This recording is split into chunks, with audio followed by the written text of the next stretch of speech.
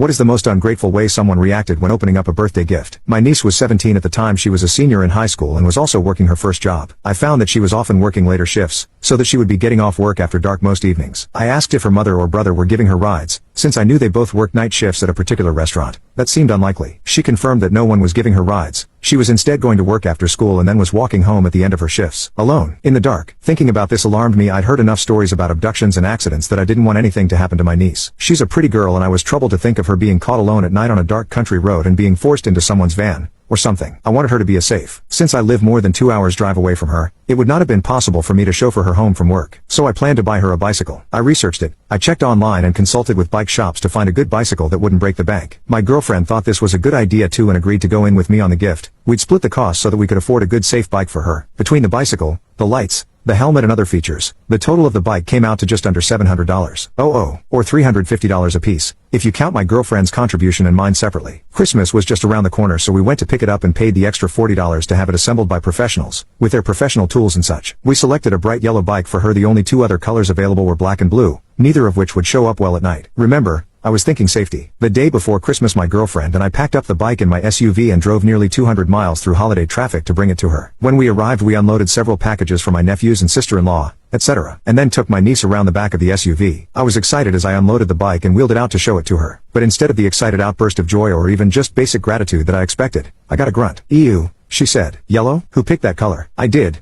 I admitted. "I thought it would show up best at night so you can be seen by other drivers." Ignoring my concern, she sneered. "There's no way I'd ride a yellow bike. I guess I could paint it." I was pretty much crushed. I'd spent nearly $400 on her Christmas present, almost an entire paycheck, and much more than I'd spent on presents for the rest of the family put together. And instead of a thank you, all I got was rudeness, critiques and disdain. My girlfriend and I drove away after a very short visit and I tried not to cry. She never apologized for her behavior. We don't talk much anymore. I'm still hurt over the incident, and I never gave anyone on that side of the family another gift, ever. I'm not asking for anyone to kiss my ass when I do them a favor, but if you can't show some basic appreciation and at least say thank you for the gift, then I don't need to neglect my other bills and responsibilities on your behalf.